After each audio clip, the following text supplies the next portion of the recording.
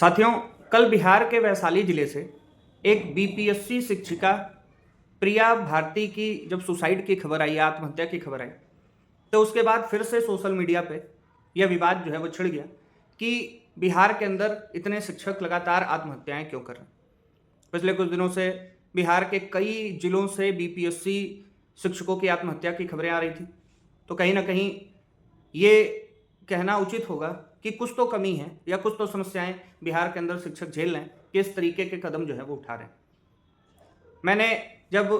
National crime bureau या NCRB से related जो डाटाज हैं उनको चेक किया तो अलग से शिक्षक कितने आत्महत्या किए हैं इसकी जानकारी तो नहीं मिल पाई, लेकिन लगातार जब हम टीवी या अखबारों के माध्यम से देखते हैं तो हमें पता चलता है कि भारत के अन्य भी राज्यों से, चाहे उत्तर प्रदेश हो, चाहे महाराष्ट्र हो, चाहे दिल्ली हो, कई कई राज्यों से लगातार शिक्षकों की आत्महत्या की खबरें जो हैं वो हमें देखने को मिलती।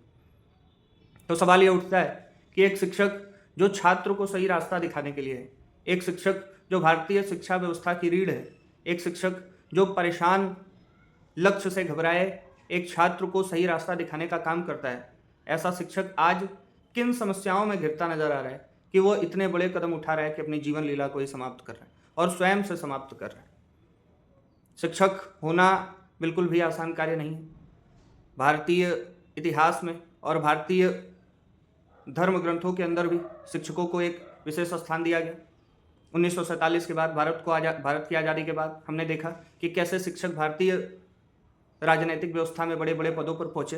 लेकिन जब आज हम ऐसी खबरें सुनते हैं तो हमें कभी कहीं ना कहीं यह जरूर मन में आता है कि कुछ तो शिक्षा व्यवस्था के अंदर कमियां हैं। खैर, प्रिया भारती जी जो बीपीएससी की शिक्षिका थी,